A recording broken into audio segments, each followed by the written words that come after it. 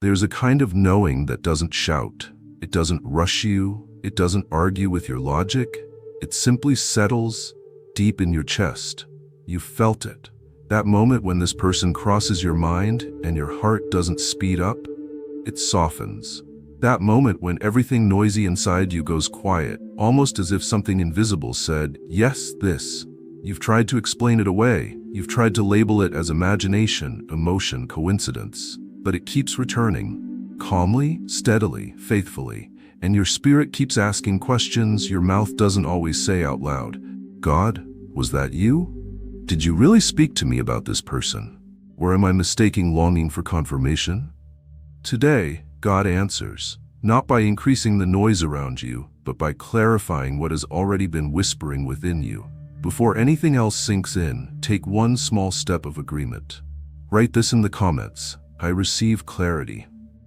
Not because typing changes God, but because alignment changes reception.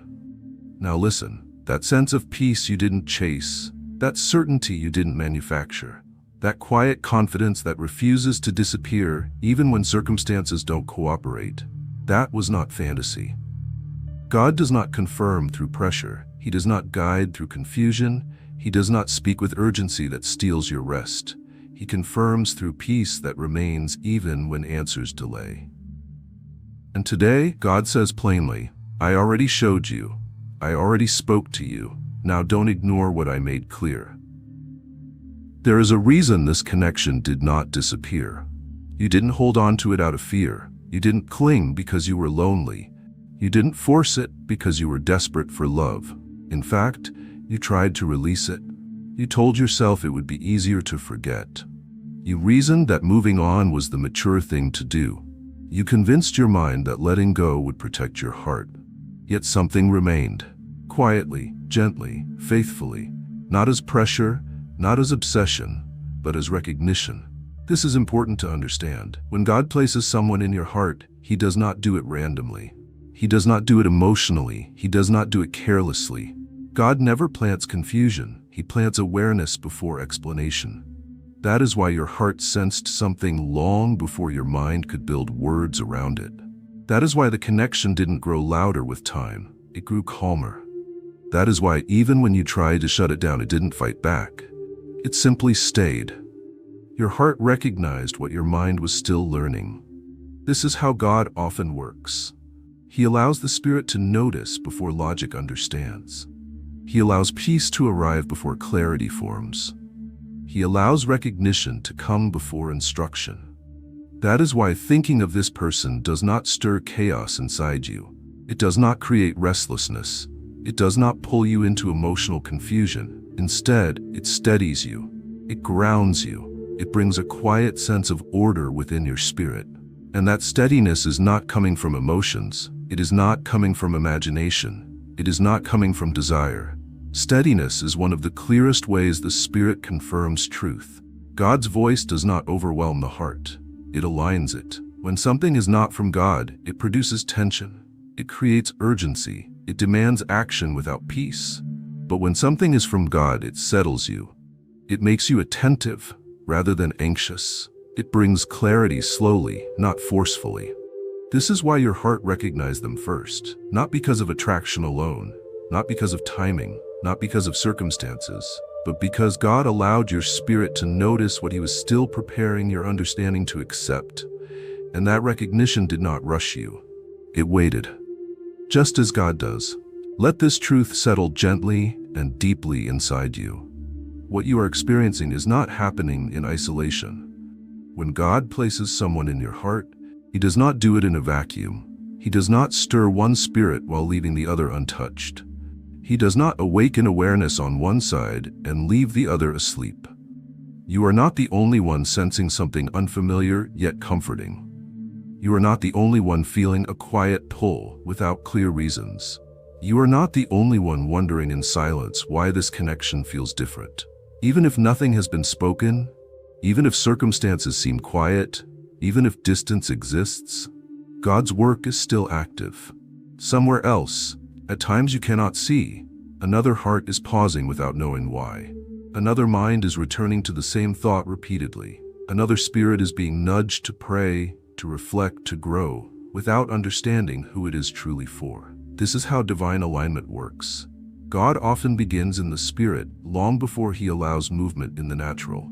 He plants recognition before connection. He stirs awareness before conversation. That is why this does not feel rushed. That is why it does not demand action. That is why it does not create pressure inside you. Divine connections do not push, they echo. Even in silence, there is movement. Even in distance, there is awareness.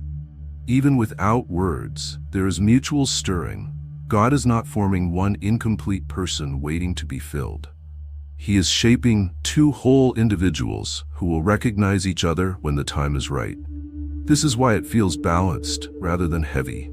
This is why it feels calm rather than consuming. This is why it feels familiar without explanation. God does not build halves searching for completion. He prepares mirrors, so when the moment comes, recognition flows both ways. What you sense is not yours alone. It never was. Now listen closely, because this is the point where uncertainty turns into confirmation. God does not guide his children through confusion. He does not expect you to walk in darkness without direction. When God is involved, he leaves evidence, not confusing signs but clear ones that settle the heart.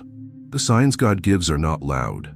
They do not shout. They do not rush you. They rest. They bring calm instead of pressure. They bring clarity instead of fear. Sign 1. Peace without explanation. Even when the situation does not make sense, your heart remains calm when you think about this person. There is no panic. There is no anxiety. There is no pressure to force outcomes. This is not emotional attachment. Emotions storm. Confirmation steadies. God never confirms through distress. When his approval is present, peace follows, even without answers. Sign 2. The connection survives time and distance. You did not cling to this connection. You did not chase it. You did not try to keep it alive. Yet it remained. Time did not erase it. Distance did not weaken it. Silence did not destroy it. What God plants cannot be uprooted by logic or delay. If it stayed when you stopped trying, it was never sustained by effort. It was sustained by purpose. Sign 3. Prayer, not obsession. You are not driven into fantasy. You are drawn into prayer. You do not imagine scenes about impressing them. You find yourself asking God to protect them, to heal them, to guide them. This is significant. Heaven-led connections pull you toward intercession, not illusion. They lift your focus upward, not inward. Obsession narrows the heart. Prayer enlarges it. And God always confirms what leads you closer to him. Sign 4. Growth is required. This connection does not weaken you, it matures you. It calls you into healing. It demands honesty with yourself. It requires self-respect. God does not confirm relationships that drain, diminish, or distort your identity. If this connection stretches you, teaches you, and refines you, it is not resistance, it is preparation. God strengthens before he unites. Sign 5. Silence with peace. There may be moments of quiet. You may not see movement. You may not receive clear answers yet.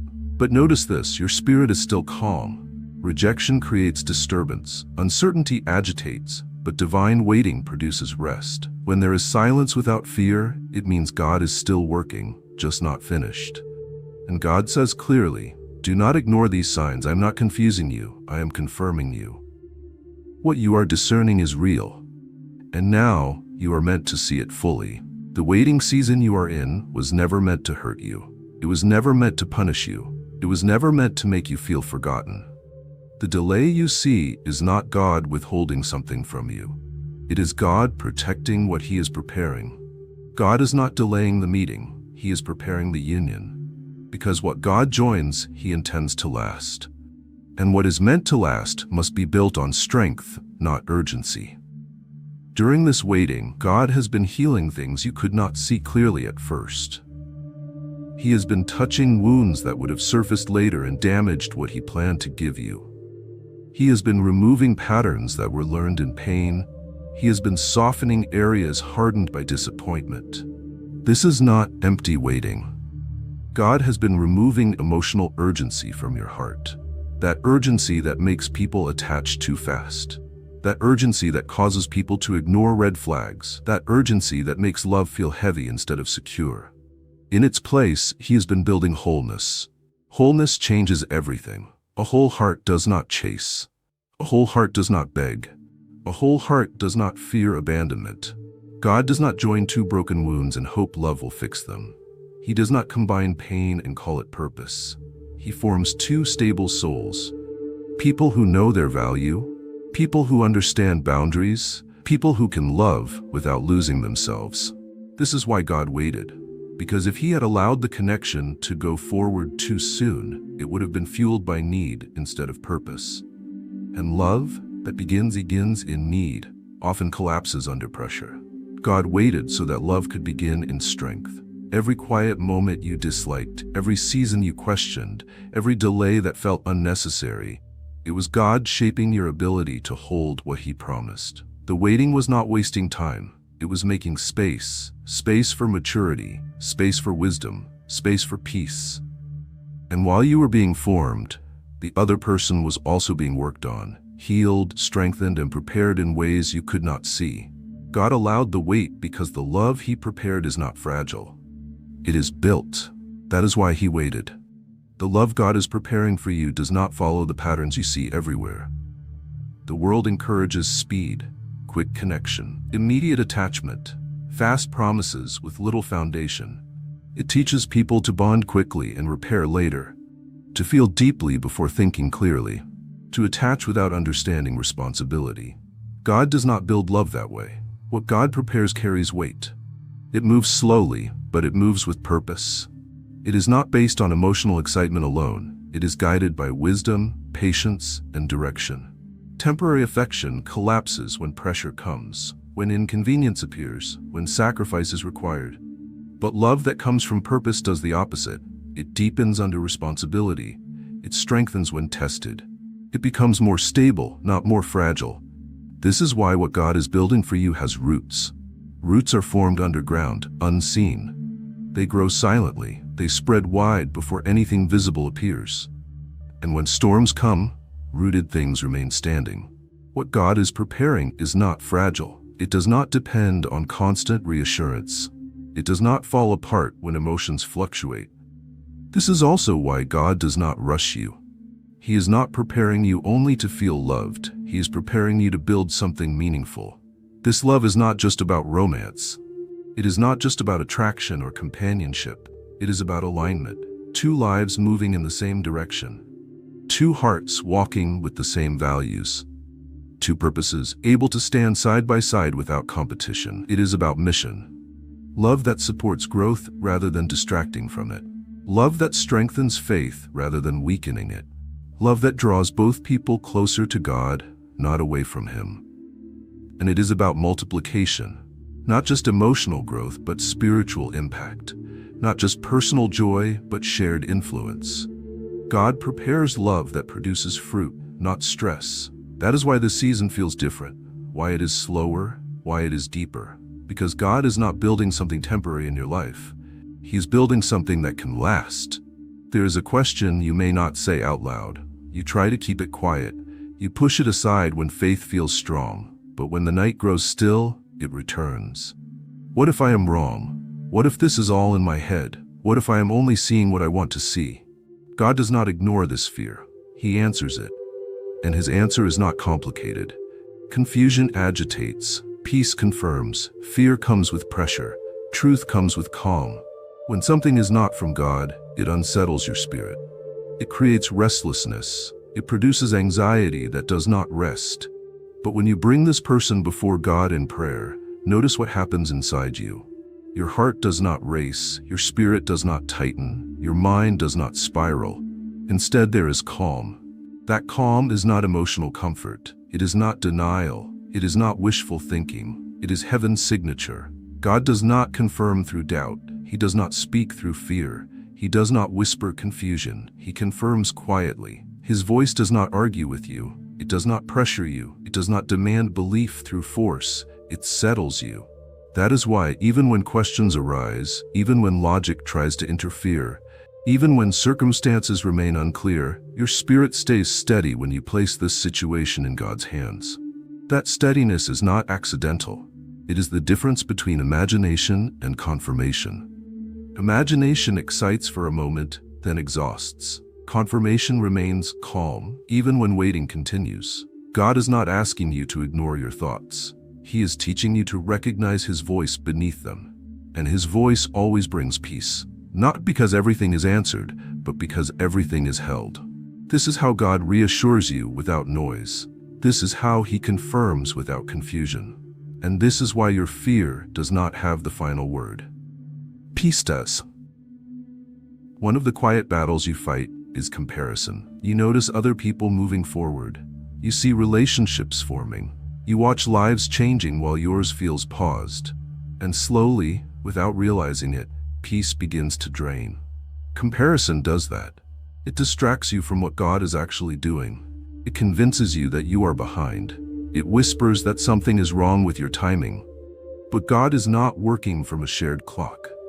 He is not creating a copied timeline for your life. He is writing a custom story, designed only for you. Age does not disqualify you in God's plan. The number of years you carry does not limit His purpose. God does not measure readiness by dates on a calendar, and your past does not reduce your value. Mistakes did not ruin your future. Detours did not cancel your destination. Lessons learned through pain did not weaken you. They prepared you. What you call lost time, God calls formation time. What you thought delayed you, God used to train you. What felt like stagnation was refinement happening quietly. Nothing was wasted. Every season shaped something inside you. Every disappointment taught discernment. Every delay strengthened your ability to wait without panic. God is not late in your life. He has never missed a moment. He has never overlooked your heart. He has never forgotten what He promised. His timing is not slow, it is precise. And when the moment arrives, you will realize this truth clearly. Nothing came late. Everything arrived exactly when you were ready to hold it. That is how God writes stories that last. When God begins to move in this situation, there will be no confusion attached to it. You will not feel the need to prove yourself. You will not feel pressure to say the right words. You will not feel anxious about losing control. That is how you will know it is God. You will not chase what He is already arranging. You will not beg for clarity. You will not manipulate timing, conversations, or emotions to make something happen. Because divine movement never places you in a position of desperation. When God moves, things shift without struggle. Doors you assumed were permanently shut will begin to open naturally. Walls that once seemed solid will soften. Situations that required constant effort will suddenly feel lighter. Not because you worked harder, but because alignment replaced resistance. Pay close attention to this. When God moves, you are not exhausted by progress. You are not drained by forward motion. You are not confused by what comes next. Instead, peace, the same peace you've been sensing quietly in prayer, begins to carry momentum. Stillness turns into direction. Waiting turns into clarity. Trust turns into steps that feel safe to take. And notice something very important. You will still feel peace while things begin to unfold. If movement produces panic, it is not God. If progress creates fear, it is not divine. If doors open but your spirit feels unsettled, it is not alignment. God does not trade peace for progress. He moves through peace. That is why divine action feels stable rather than rushed. It feels secure rather than unstable. It feels ordered rather than dramatic. When God moves, you do not feel like you must hurry before the moment passes. You do not fear making one wrong move and losing everything. You do not feel like love is fragile and about to slip away, because what God establishes cannot be undone by small mistakes. This is also how you will know it is not forced. You will not feel like you are pulling someone toward you. You will not feel like you are carrying the connection alone. You will not feel like the entire outcome depends on your effort. God removes that weight. He allows flow to replace force. Conversations begin to happen without planning. Understanding grows without excessive explanation. Connection deepens without emotional pressure. It will feel natural, not perfect, but natural. And there is a difference. Perfection demands control. Divine movement invites trust. When God moves, it becomes clear that you are not the architect of this outcome.